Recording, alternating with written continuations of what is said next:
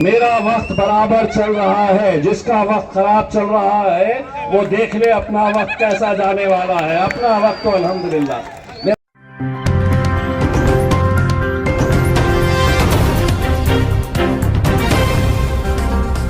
Audio Jungle.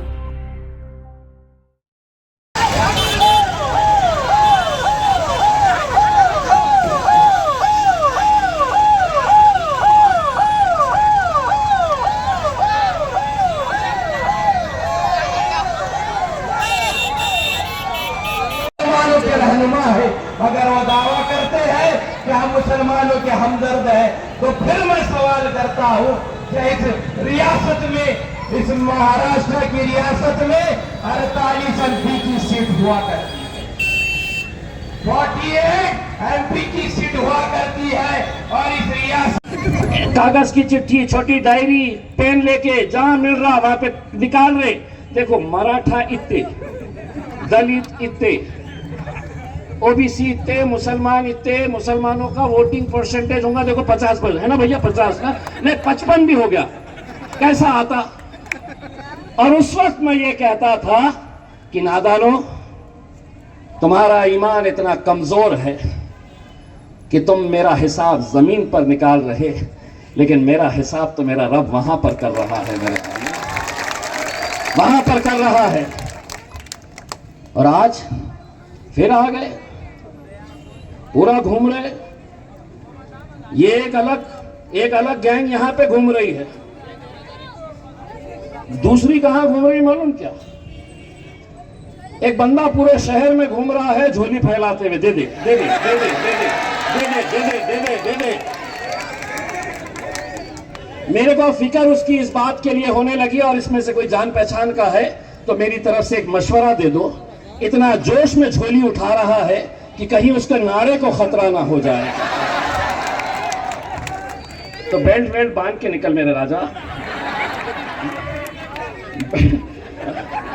ये कहां से आ रहे हैं ये लोग मेरे शहर में, मुझे समझ में नहीं आ रहा।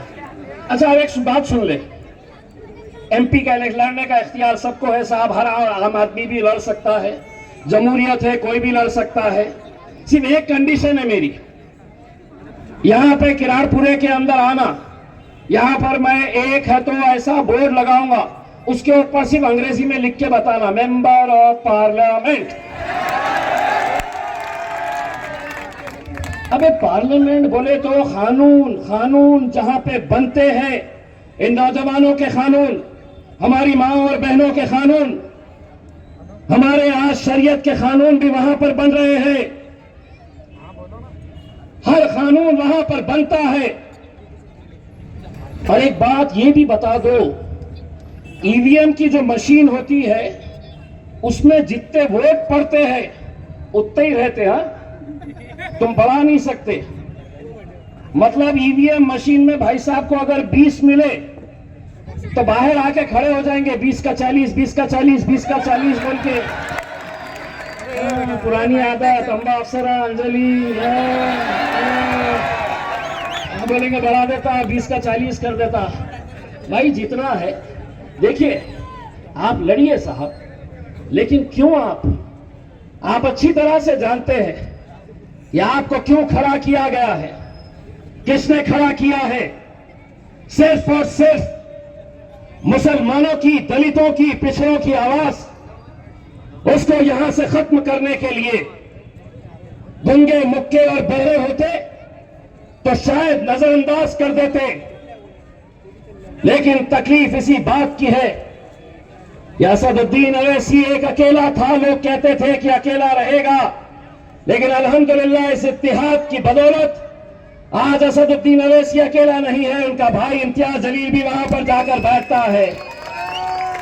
बस तकलीफ इसी बात की सदा रही है, एक के दो आ गए, दूसरा वाला भी बहुत बोलता है, इतना बोलता है। पहले दिन जब गया पार्लियामेंट के अंदर तो नरेंद्र मोदी ने अमित शाह को फोन करके पूछा, रे सांबा कितने आदमी है रे? सरकार वो 2 आए हैं, लेकिन अपन 300 पे भारी है। मेरे भाई, ये इलेक्शन कोई आम इलेक्शन नहीं है, ये इलेक्शन एक ऐसा इलेक्शन है जो हमारा मुस्तकबिल तय करने वाला है।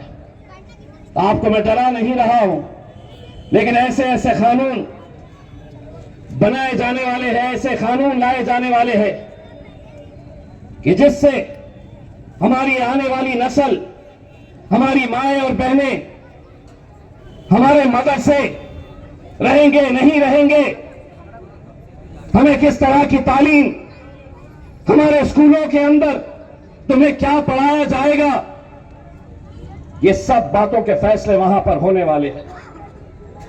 दोस्तों, एक बात मैं और कहना चाहता हूं, और आज ये महफिल देखकर मैं जरूरी समझता हूं कि इम्तियाज जलील ने इनके बारे में ऐसा कहा, उनके बारे में ऐसा कहा, तो सुनिए। तो सुनो, घड़ी मेरी चलेगी, मैं एमपी हूं, तुम्हारी घड़ी 5 मिनट आगे चल रही है, मैं 5 मिनट पीछे हूं। मेंबर ऑफ पार्लियामेंट हो ना, खासदार हो ना, मेरी घड़ी बराबर, मेरा वक्त बराबर चल रहा है। जिसका वक्त खराब चल रहा है वो देख ले अपना वक्त कैसा जाने वाला है। अपना वक्त तो अल्हम्दुलिल्लाह। मेरा सिर्फ इतना कहना है मेरे भाई, बहुत सारी ऐसी बातें इन 10 सालों के अंदर मैंने देखा है, मैंने महसूस किया है। भड़काने के लिए, नौजवान बच्चों के जज्बात को खेलने के लिए किरारपुरे का वो दंगल आज भी मुझे याद है। उस वक्त भी मैंने इस मुल्क के वजीर आजम को एक पत्र लिखा था, अमित शाह को एक लेटर लिखा था, महाराष्ट्र के मुख्यमंत्री को एक लेटर लिखा था, और ये कहा था कि ये जो यहां पर दंगा हुआ है उसमें मेरा किरारपुरे का कोई नौजवान शामिल नहीं है, और अगर तुम्हें साबित करना है तो तुम एक इंक्वायरी लगाओ, एक हाई लेवल इंक्वायरी लगाओ। मैं तुम्हें बताऊंगा कि कौन लोग थे, कौन लोगों ने यह हरकत की है।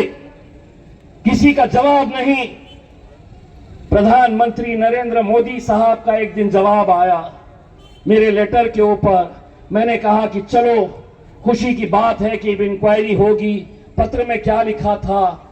आदरणीय इम्तियाज जलील जी, आपका पत्र मिला, धन्यवाद। कहां कहां से कैसे कैसों को क्या क्या बना देती है यार ये तो। भाइयों, मैं आपको जैसा बता रहा हूं, ये इलेक्शन अगर इम्तियाज जलील जीता तो ये जीत इम्तियाज जलील की नहीं होगी मेरे भाई, ये उन तमाम मुसलमानों की, दलितों की आवाज होगी।